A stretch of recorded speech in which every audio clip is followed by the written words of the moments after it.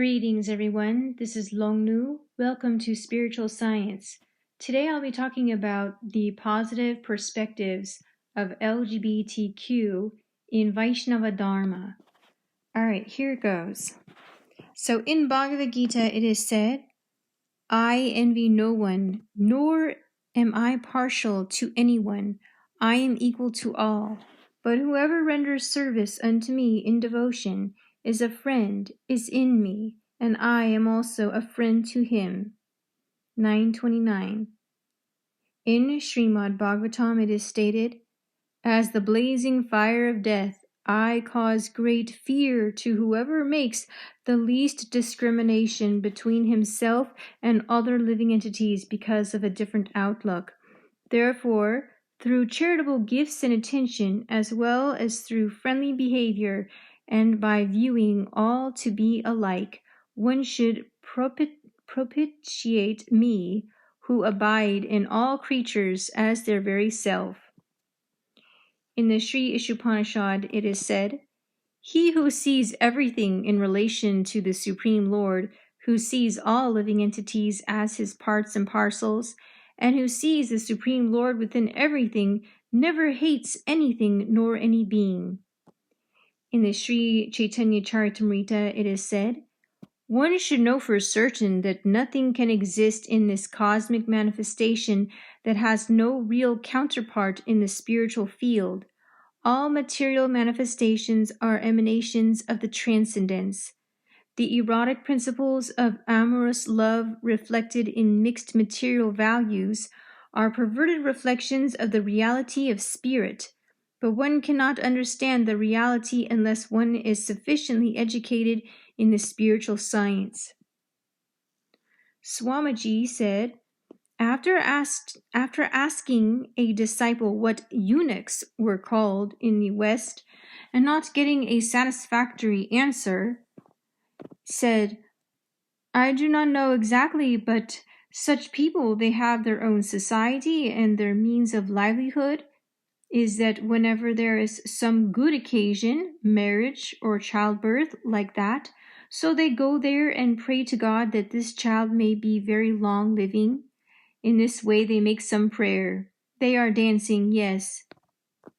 Swamiji also says, in all communities in human society, including the Brahmins, Kshatriyas, Vaishyas, Sudras, Kandalas, etc., and in the animal kingdom, including the cows, dogs, goats, etc., everyone has got his part to play. Each is to work in cooperation for the total benefit of all society, which includes not only animate objects, but also inanimate objects like hills and land. Another hint we get from this statement is that the Kandalas, or the untouchables, are also not to be neglected by the higher classes and should be given necessary protection. Everyone is important, but some are directly responsible for the advancement of human society, and some are only indirectly responsible. However, when God consciousness is there, then everyone's total benefit is taken care of. Swamiji said, it is that by modern medical treatment, a male can be transformed into a female and a female into a male. The body, however, has no connection with the soul. The body can be changed either in this life or the next. Therefore, one who has knowledge of the soul and how the soul transmigrates from one body to another does not pay attention to the body, which is nothing but a covering dress.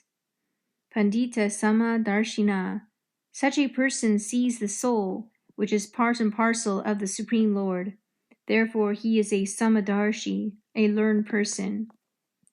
Swamiji also says, to an aspiring disciple considering a transsexual operation, first of all, you decide whether you are male or female, then be one or the other. Then you may enter our temple anytime you like. But sometimes man, sometimes woman, that is not proper. Such awkward things cannot be allowed. It will be disturbing to others. Anyway, continue to chant as much as possible.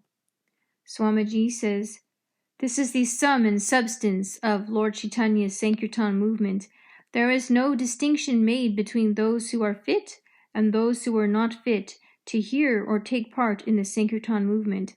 It should be, therefore, preached without discrimination.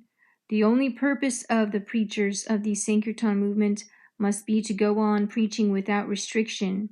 That is the way in which Sri Chaitanya Mahaprabhu introduced this Sankirtan movement to the world.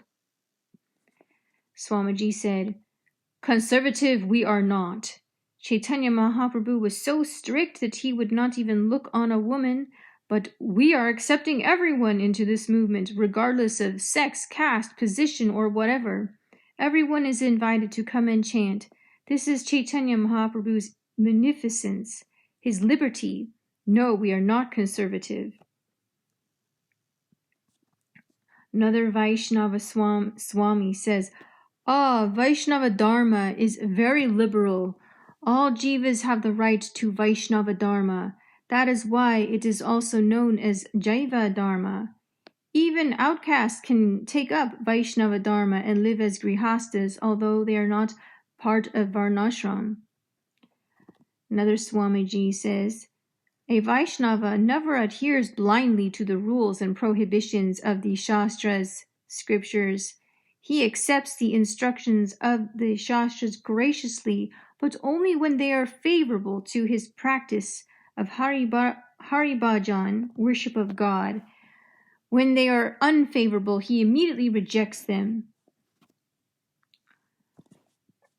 Another Swamiji says, one should not enter marriage with a desire to beget children or to worship the forefathers and Prajapatis. It is favorable to bhakti to think, I am only accepting this maidservant of God so that we can assist each other in God's service and establish God-centered family life together. Whatever one's materially attached relatives or family priest may say, ultimately, one reaps the fruit of one's own determination. And another Swami says, some commend the Gandharva form of marriage for all because it flows from love. Sri Krishna says, my dear Arjuna, you know that marriages are of many kinds, but the most wonderful of all these is the marriage of two people in love. Another Swami says, my opinion regarding gay and lesbian devotees is that they should be honored in terms of their devotion and spiritual progress. They should cultivate spiritual life from either a celibate status or in something analogous to a heterosexual monogamous situation. Gay and lesbian people have always been a part of society from Vedic times to our postmodern times. They should be accepted for what they are in terms of their sexual orientation and encouraged, like everyone else, to pursue spiritual life. Another Swami says, although my Guru Maharaj frowned on homosexuality in general, he was also very practical, flexible, and compassionate.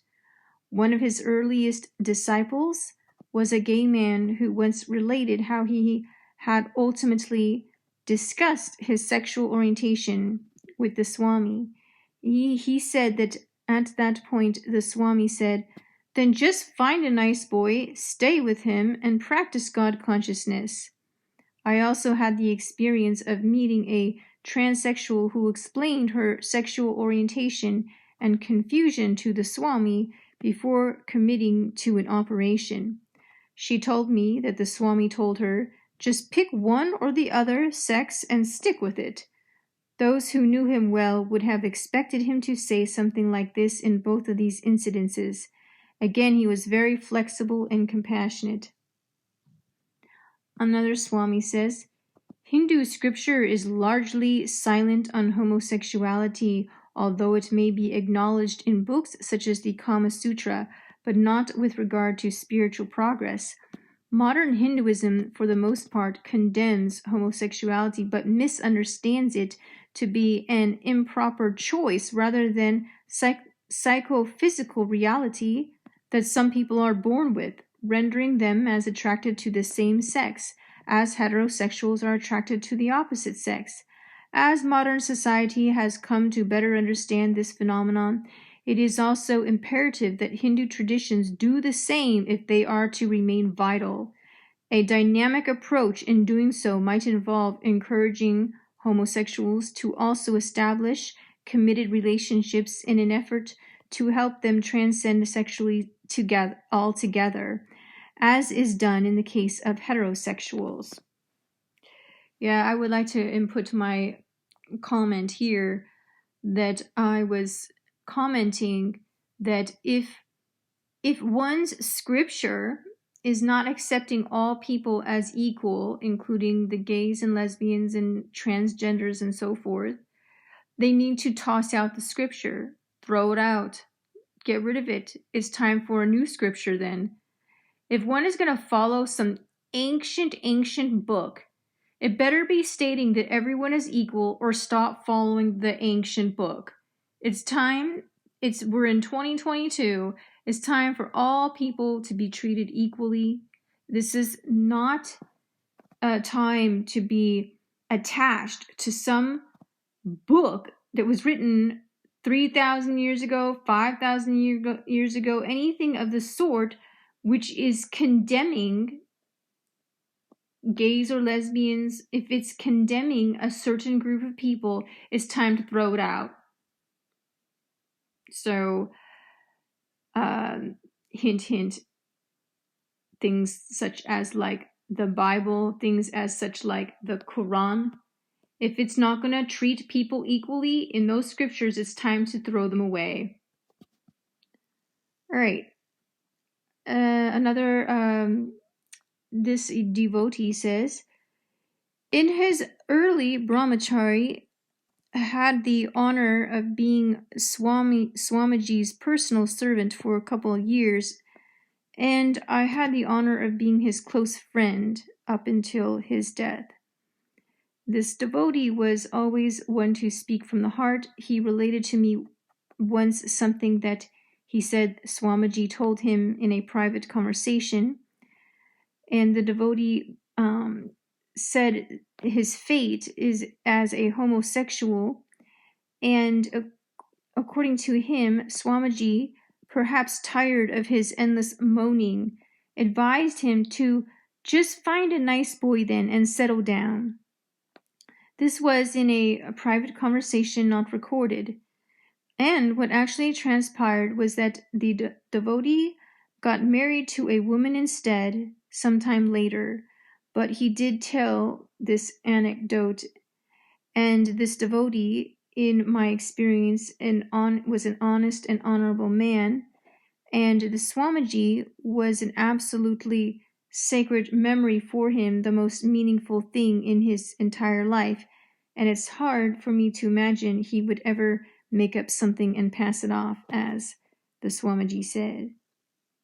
Okay, another devotee says, one morning, standing by Swamiji's window overlooking his private garden, when a senior disciple came in, began complaining about all of the pretty boys and homosexuals in the temple, and Swamiji just let him vent, not saying much of anything. After some time, that devotee left, not getting the reaction he wanted, and Swamiji sat at his desk for a while, and I was feeling angry towards that devotee, but also self-conscious about my own sexuality. And then Swamiji sat there quietly in deep thought, and he looked over at me briefly and said, "What is the difference if a person is held in this material world by a gold chain or by a silver chain?" I replied, "I don't know, Swamiji." He continued, "I am glad that devotee is chanting and reading my books, but he is always focusing on everyone else and not on the Supreme Person. That is the important thing." Another Swami says, "Swamiji, there are prejudices in this movement." And Swamiji looked at him and said, "Ah, someone is thinking you're the body? That is their nonsense. And if you're disturbed because they see you in that way, then you are also nonsense. Another Swami says, it is quite amazing how most of us can be so prejudiced about so many things and not even know it. Our own prejudice can easily cause us to see and not to see. Another Swami says, I received your letter and became very happy became very happy to read that you are inspiring so many devotees. And then he's just talking about an important service. I guess that was kind of irrelevant. Never mind. Next one, a devotee says, Swamiji was once asked by one of his temple presidents whether or not gay devotees should be allowed to live in his centers. He replied that everyone was welcome to join his temples as long as they followed the rules and regulations. He added that Swamiji wanted all types of people to join Lord Chaitanya's movement, and that was also his desire. Another Swami says, let's see. Regardless of whatever sexual orientation we may belong to, hetero, bi, or homo, we are all endeavoring through the process of God consciousness, by chanting, etc., to reduce the sex appetite and increase the urge to serve God. In the 9th chapter of the Gita, the Lord explains that everyone has the opportunity to accomplish love of God. So for starters, it is recommended that we take direction from a Shiksha Guru, and then to enhance our devotion more, to take Diksha initiation, often from the same person who counsels us. And another Swami says, humans are masculine and feminine, not just genetically male and female or XY and XX. For physical, mental, affective, emotional health, and ultimately self-realization, people need to understand themselves and be understood by others on their own terms, not indiscriminately lumped in together in pastoral care, diagnosis, and treatment. There are so many combinations and variations of the basic types and relationships that ideally there should be no categories, and every precious soul should be understood individually. However, since this is not possible, then at least we can make some effort to understand people a little better, and to stop impersonally merging them all in together under too general and simplistic labels like homosexual. By daring to leave our comfortable denial to ask the right questions, we can accept the right answers and finally begin to render sex and gender justice to all of our sisters, brothers, and others. This means honoring the basic beginningness of every person and recognizing the primacy of persons over their parts. So I will just stop there. But going back to the top of this, I want to just reread the quote from the Bhagavad Gita. I envy no one, nor am I partial to anyone. I am equal to all. But whoever renders service unto me in devotion is a friend, is in me, and I am also a friend to him. Right there says it all. Right there says it all. That God is equal to all. He's not partial to anyone.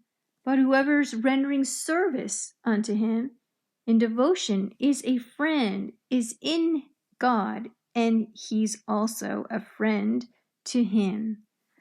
So that's a wonderful thing. So I'm for the equality of all living beings. That includes all forms of human beings and all other life forms, like animals and plants and trees and everything. Everything deserves our respect and our love and our compassion, and to know that everyone in this material world is suffering on some level, and that we should be compassionate to everyone and give everyone basic human rights freedoms, such as the freedom of marriage to marry, the freedom of two people loving each other and getting married regardless of who they are. And I stand for that. So thanks for listening, everyone, and you all have a great day.